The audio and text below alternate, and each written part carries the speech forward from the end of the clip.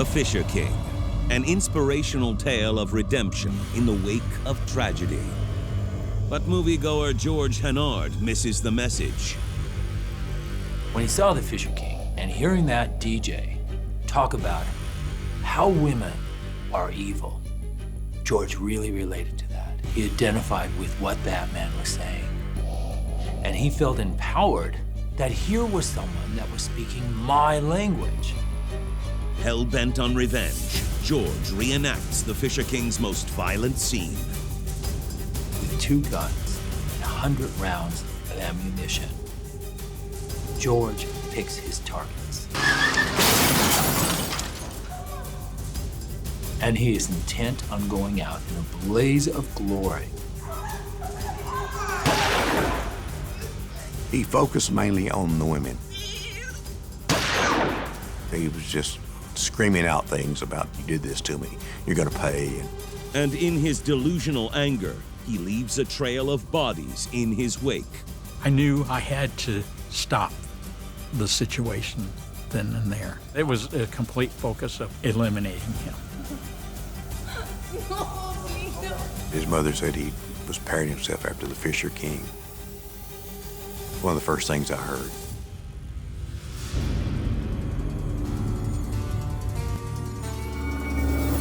(1991), The Fisher King.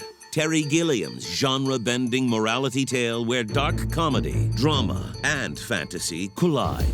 It also may be the unintentional motivation for one of the worst mass shootings in American history.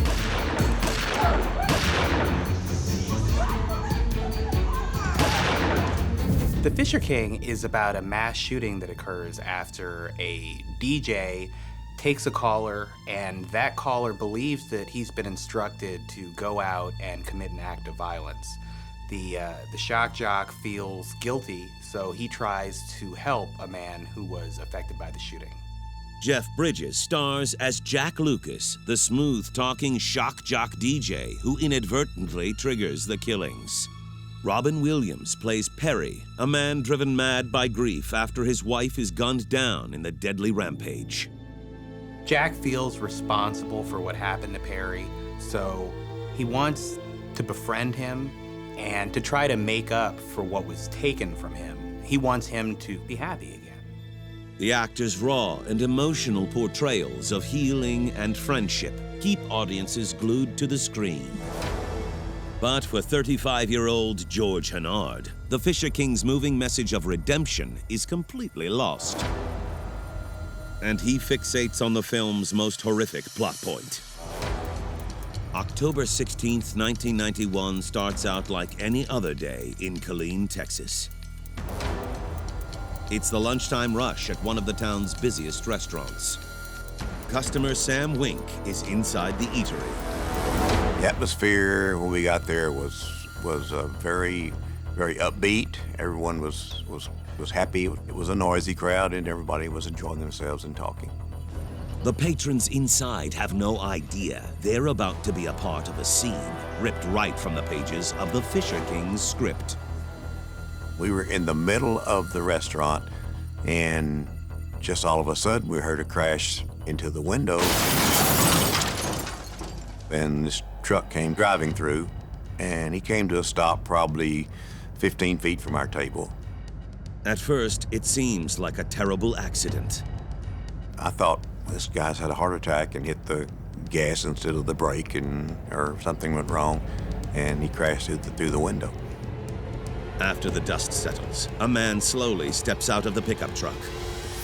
I remember him looking terribly, terribly mad. It was anger in his eyes. Everybody was wondering what was going on. And for a few seconds, no one knew. Until he started shooting. Inside this restaurant, George Hennard begins unleashing his rage on innocent people. And like the character George emulates, this hatred is a long time in the making.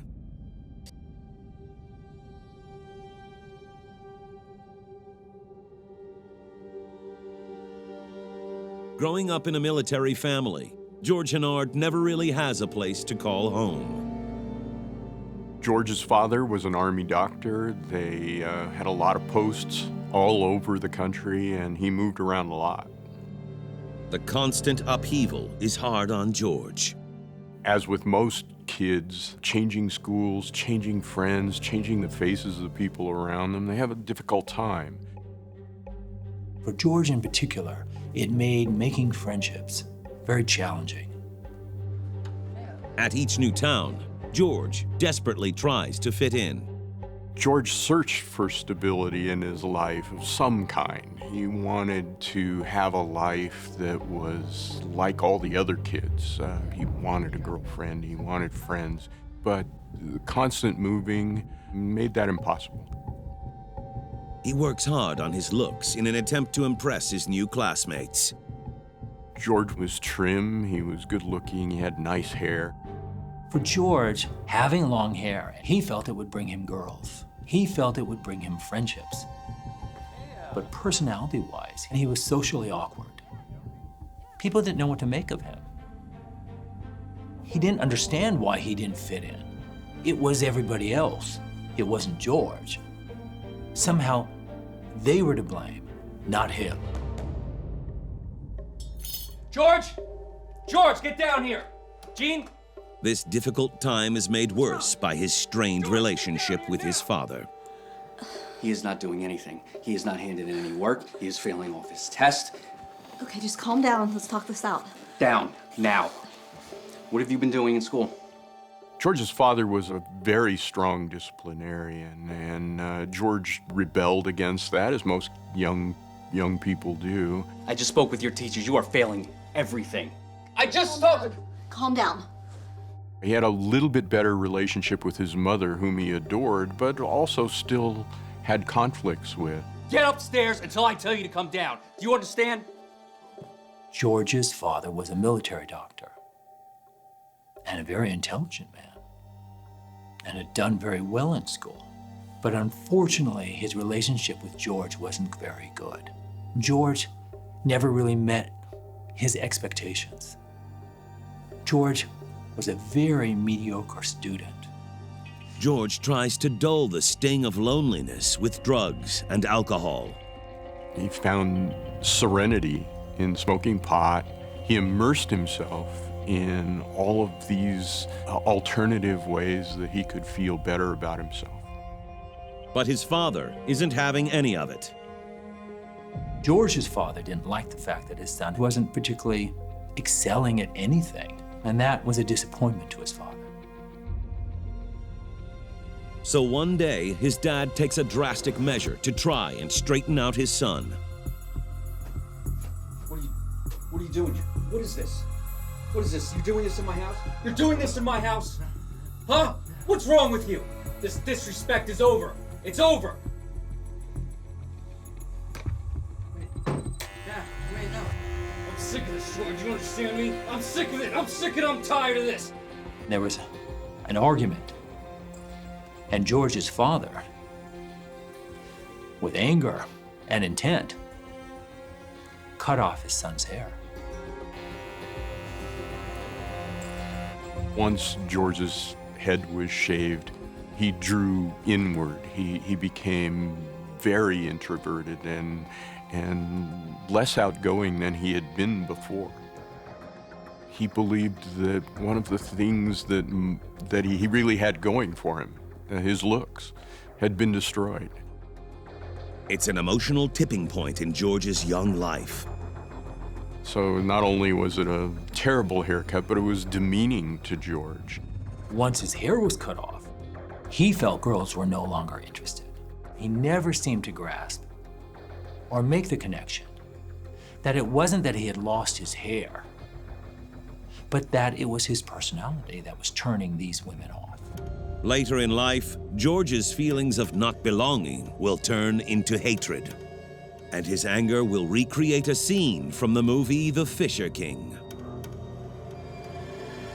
They found a ticket stub to the movie called Fisher King.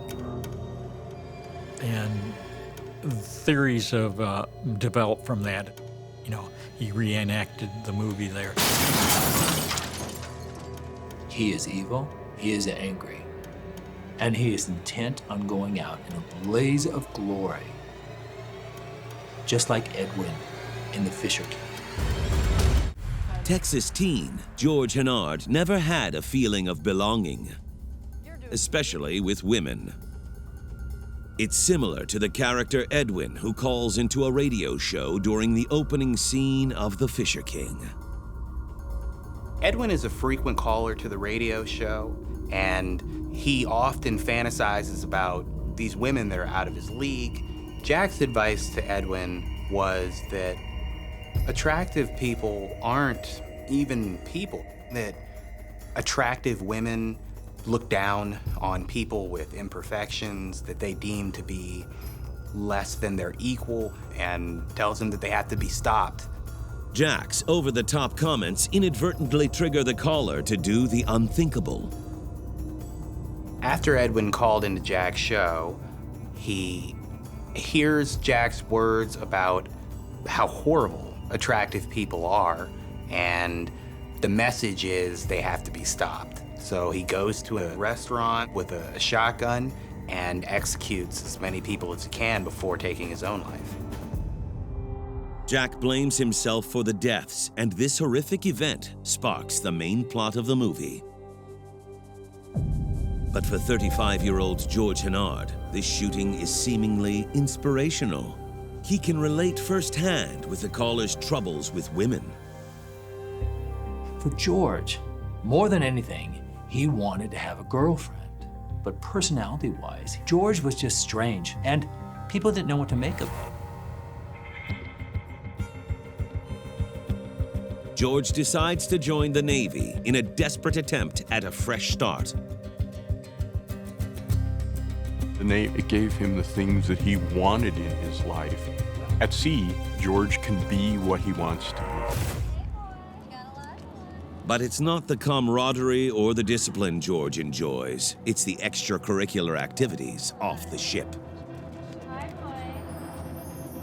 He had easy access to women that he could pay to service his needs. He could get drunk, stoned, and purchase women. These women would never reject him. These women would accommodate him. These women would go along with whatever he said. In the company of prostitutes, George's behavior drastically changes.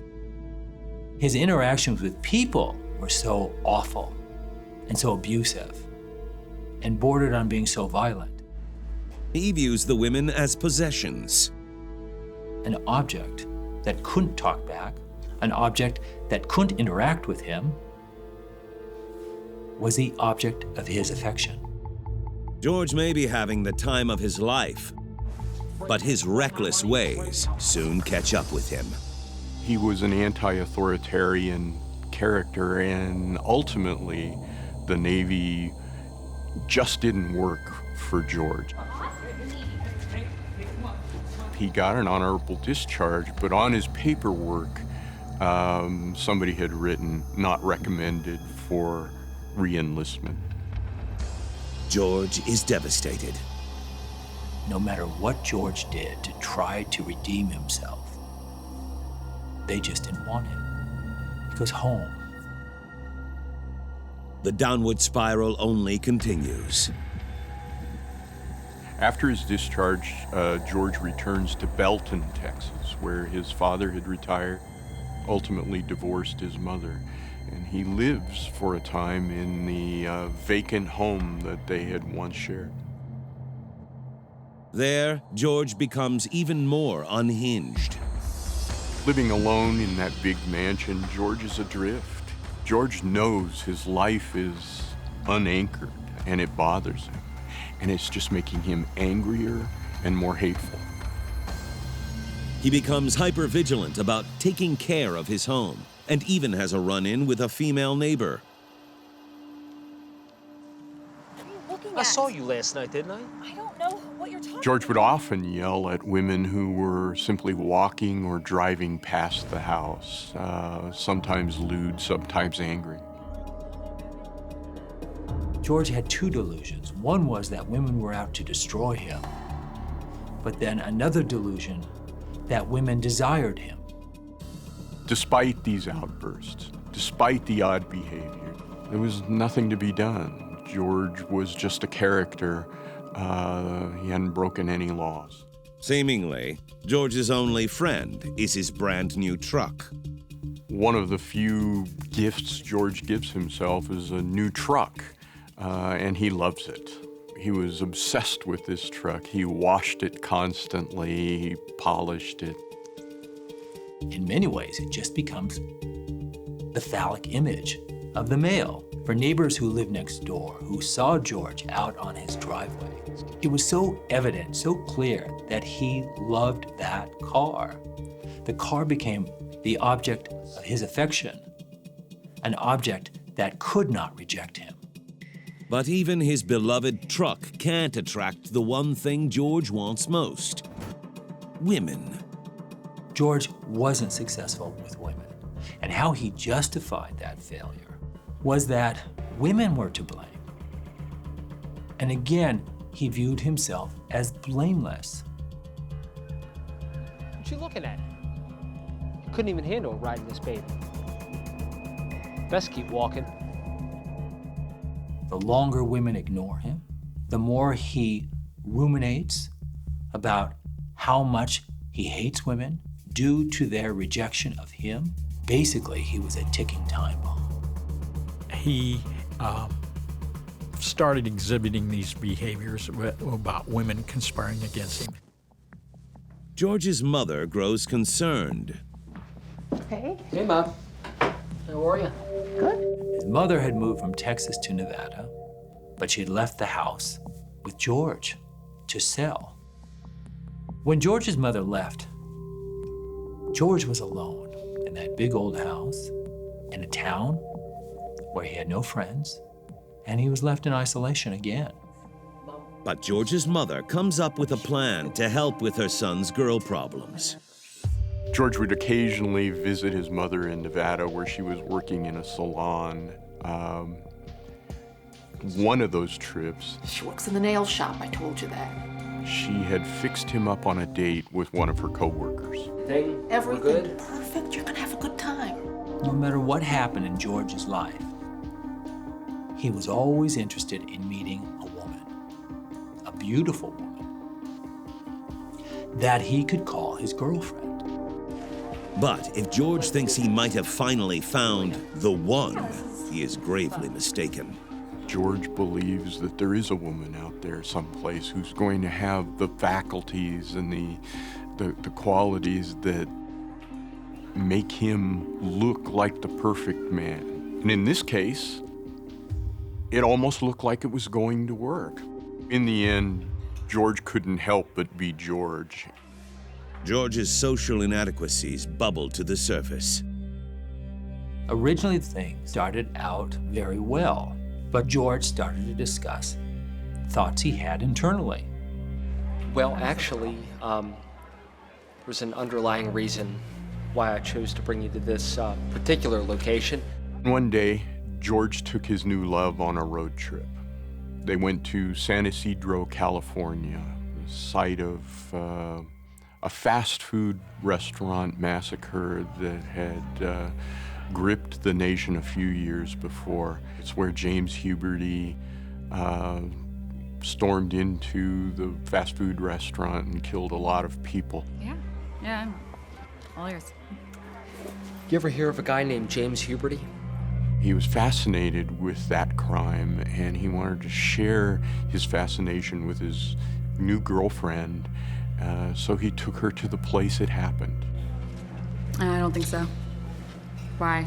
Well, several years back, he comes walking into this exact location, kills 21 people, right here in this restaurant. George's off-color conversation puts an abrupt end to his date. He could not fathom why talking about killing and mass murder would turn this woman off. Were you done with your food? Yeah, I'm not gonna eat anymore. All right, we should just leave. Good idea. This short-lived relationship is over for good. George's anger over the rejection only intensifies. He gets angrier, he gets more paranoid. It all comes to a violent conclusion. And just like in The Fisher King, the result will be deadly. His mother said he was pairing himself after the Fisher King. One of the first things I heard. Social outcast George Hennard is having trouble connecting with the outside world. His feelings of rejection are similar to the disturbed Edwin in The Fisher King. Edwin is the caller who Jeff Bridges' character Jack accidentally pushes over the edge. Edwin is a loner. His main contact with the outside world is this radio show.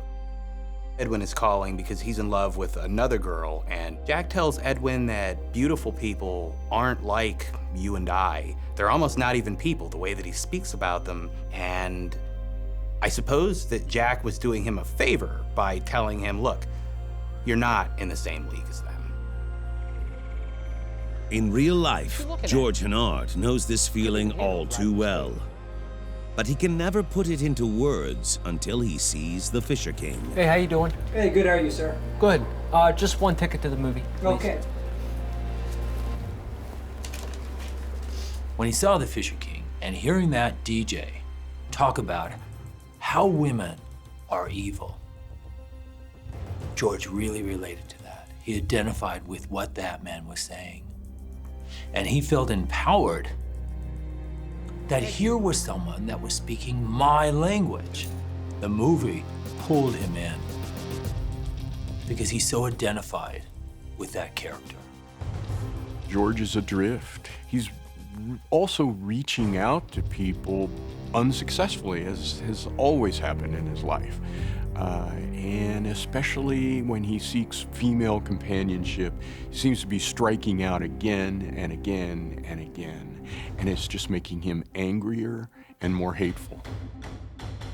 And like the lonely, unstable caller in The Fisher King, George is about to blow. He was alone. He couldn't hold a job.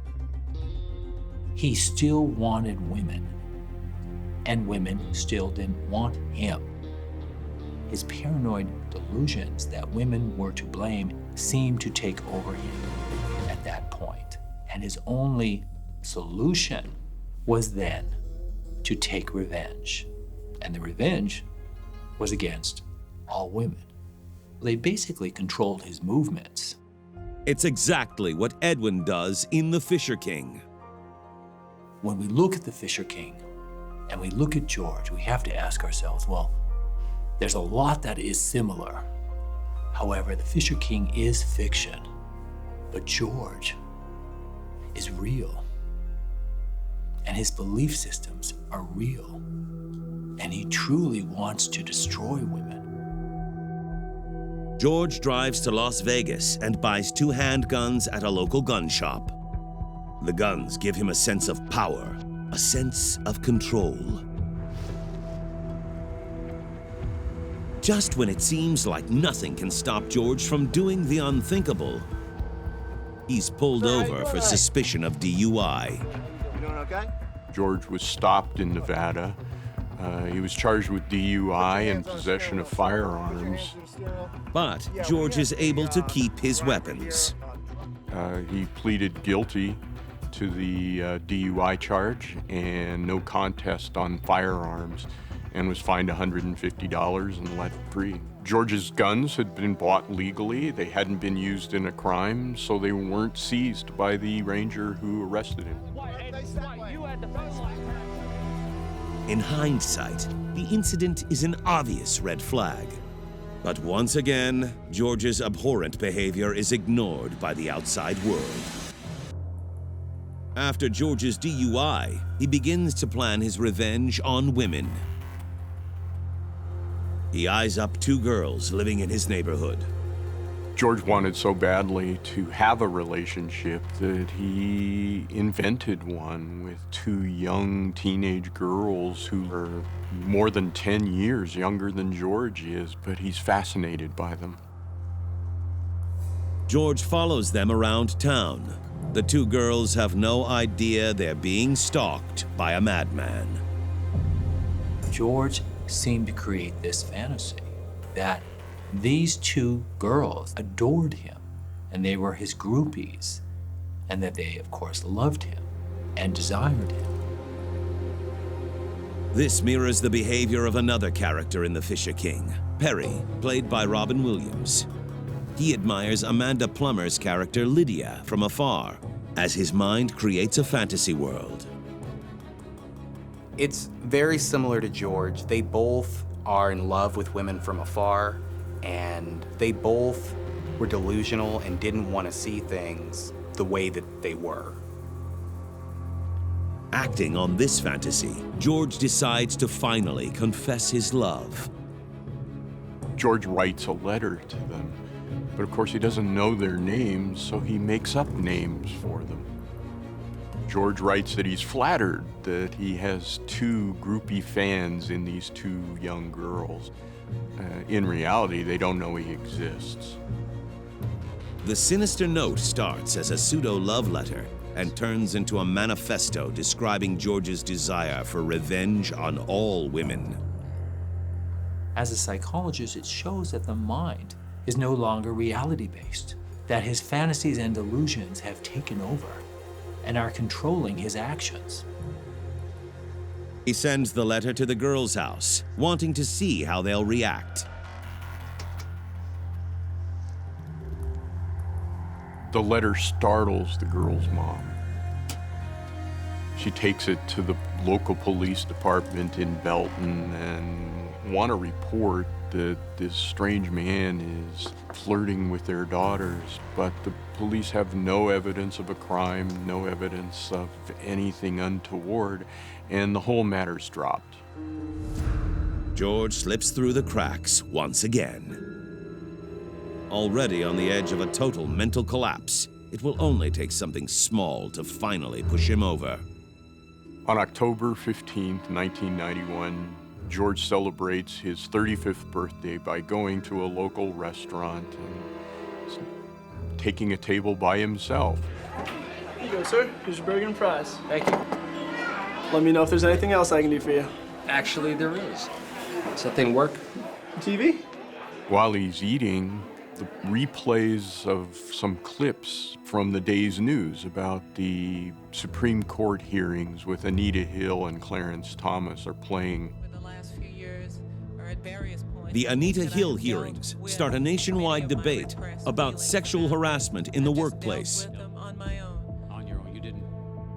George flips out. He shouts profanities. He stands up and makes a spectacle of his disrespect for Anita Hill.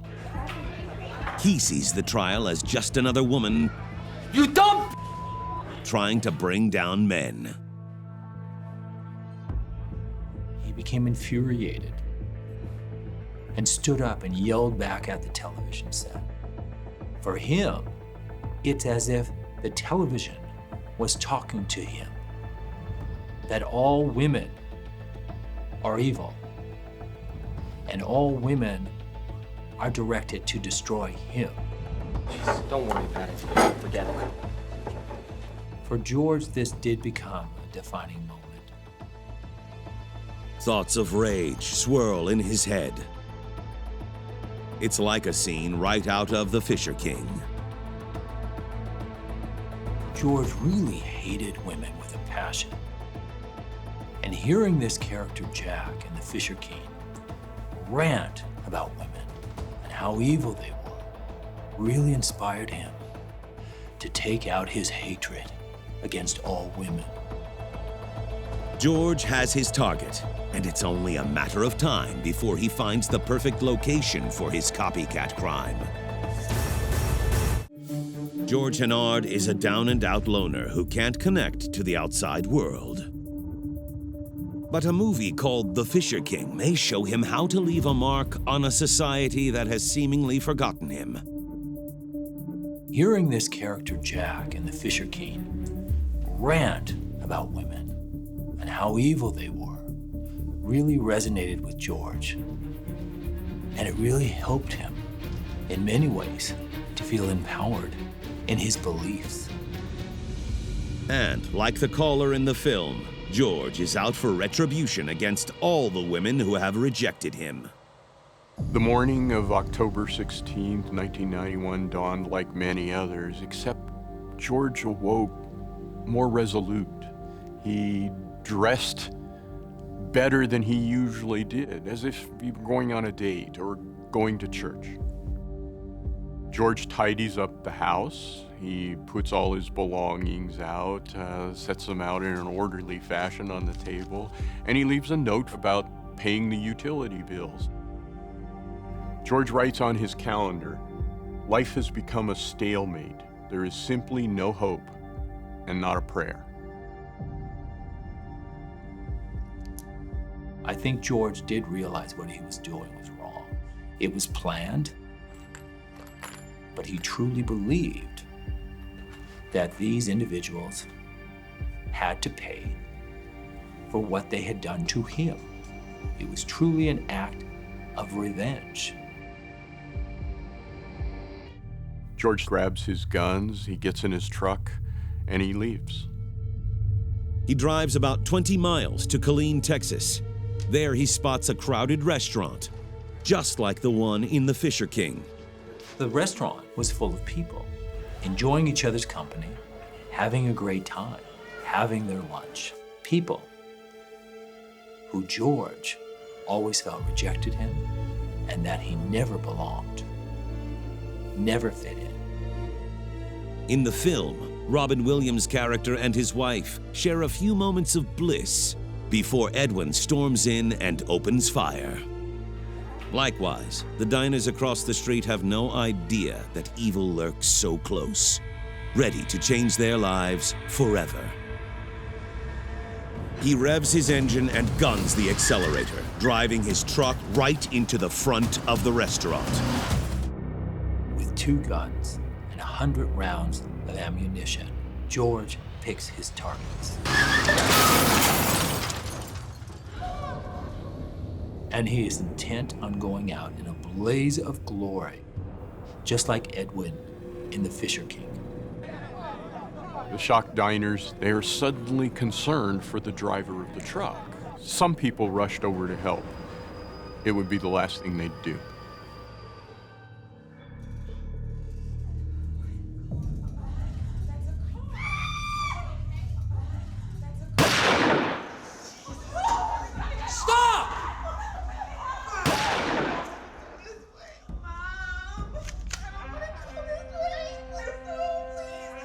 How we doing?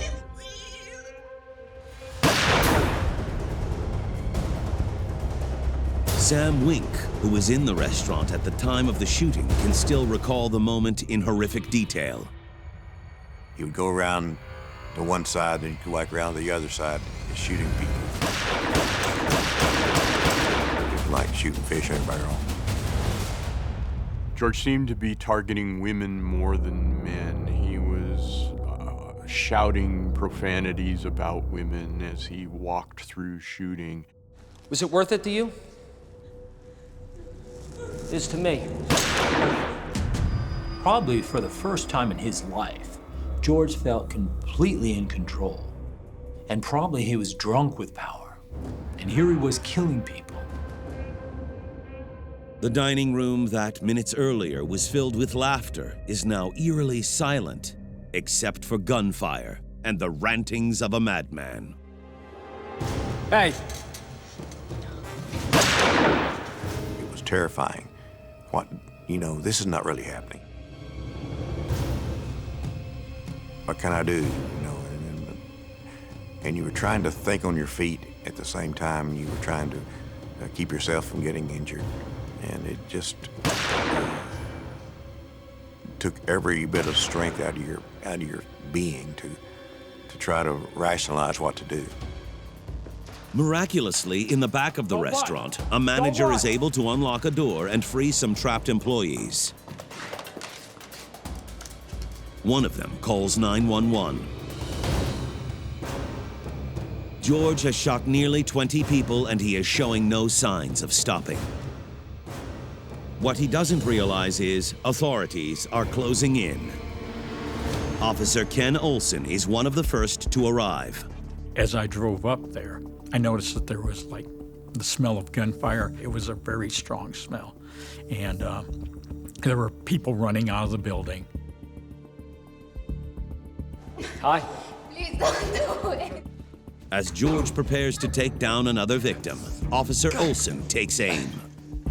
I saw the suspect were basically getting ready to shoot this lady on the ground. No, please don't. So I decided to take the shot there, and I fired that shot from about 40 yards away. I struck him about an inch into his chest cavity, which was not a lethal wound. Being shot rattles George. He knows he's no longer in full control. I continued to shoot at him. We had this conversation. He yelled out that he had hostages. Well, I told him that he didn't have any hostages, and he killed them all, and I was going to kill him. But George isn't going down without a fight. This bloodbath is far from over. George Hennard is a misogynist who has just slaughtered innocent people inside a Texas restaurant. His motivation for the heinous act ostensibly stems from a movie he's recently seen called The Fisher King. The Fisher King is a story about the aftermath of the shooting. But for George, it seemed like it was the only part of the movie that mattered. When he saw The Fisher King and hearing that DJ talk about how women are evil, George really related to that. He identified with what that man was saying. The movie pulled him in because he so identified with that character. In The Fisher King, the kind of people that were in the nightclub were successful, young, and attractive. They were everything that Edwin wanted to be. Possibly inspired by Edwin's actions, 35-year-old George Hennard also takes his revenge out on attractive people. He's already killed more than 20 people in cold blood. For those moments, George had his power, but that glory is taken away very quickly. Now it's a showdown between George and police. I decided that I needed to do something, and I was going to get as close as possible to him and eliminate the threat. But George has other ideas. George takes aim at a police officer who's creeping closer to him in the alcove, and he pulls the trigger. But the gun misfires. Valuable seconds tick away while he clears the misfire and reloads the gun with the proper ammunition. It's too late. George knows that the police have the upper hand. George makes a fateful and fatal decision. We have you surrounded. Come out with your hands up. He decides this is his moment to die. He puts the gun to his head. Put down the gun. Come out with your hands up. Then he pulls the trigger. He knew I was going to kill him, and I think he just kind of took the coward's way out. In the movie, The Fisher King, after Edwin shoots up the restaurant, he also commits suicide. Suicide is the way that most mass shooters go out. They really are taking everyone with them. Death has always been there. They feel there's no other solution. But before they go, they want to take as many victims as they can. In all, 23 victims die with an additional 33 injured. Officer Ken Olson's actions may have prevented a higher body count. I don't really consider myself a hero. I did what I was paid to do. I'd never, seen anything like that. The carpet was blood-soaked, and you just walked on it and it squished like it was wet carpet. And for survivor Sam Wink, the shooting will always be remembered as a life-changing event. I think the sense of relief once he was down. People were just in a state of shock, and they were ready to go home, ready to see their kinfolks, their loved ones. In the aftermath, authorities try and piece together what led to this gruesome massacre. From the way George left things laid out, it's obvious he's been thinking about this shooting for a long time.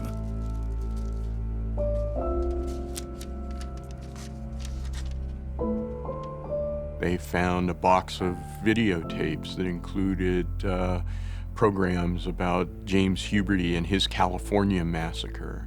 They found videos of the Lockerbie disaster. They found the notes that George had left and the notations in the calendar. But it's what's found during the investigation that suggests a certain movie may have given him the inspiration for committing the mass shooting. During his autopsy, a ticket was found in George's pocket. A ticket for the Fisher King. No one will ever know exactly how much the Fisher King played a role in his actions. We'll never really know why Hennard committed his crime. We know it was a product of his hatred, of his paranoia, of a life that was spent blaming others for the problems that George himself had. What we do know is the worst mass shooting of its time. Police can only speculate. I think for George, he may have thought he left those clues for us to find. He may have felt that he had told us that he was avenging society for not accepting him. And his focus was definitely on women.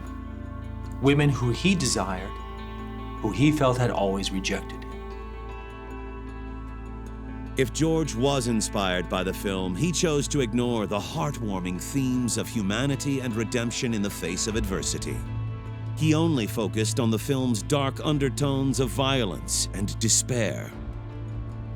George Hennard had many problems, and like a lot of people, he was unwilling to acknowledge those problems in himself and found a reason to think that it was someone else's problem. He saw the world as being against him, and he fought back in a terrible way. And like the film, for those that faced George and lived, healing is possible. Life is short, and you better take advantage of every day because you're not promised tomorrow.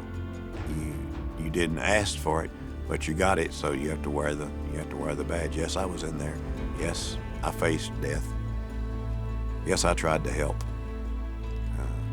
And yes, I survived. The Fisher King ends with Robin Williams and Jeff Bridges' characters starting new lives together. Their friendship helps them push past the pain. This story brought to life by actors on the top of their game. The Fisher King will go down in history as one of Robin Williams' greatest performances, whereas George Hennard will just be remembered for one of the deadliest killing sprees of all time. George had nothing to hold on to. He didn't have friends. Most of all, he didn't have a girlfriend. There wasn't anyone in his life that he cared about or he thought cared about him. George Hennard was an unfinished soul. George had many problems, and like a lot of people, he was unwilling to acknowledge those problems in himself and found a reason to think that it was someone else's problem.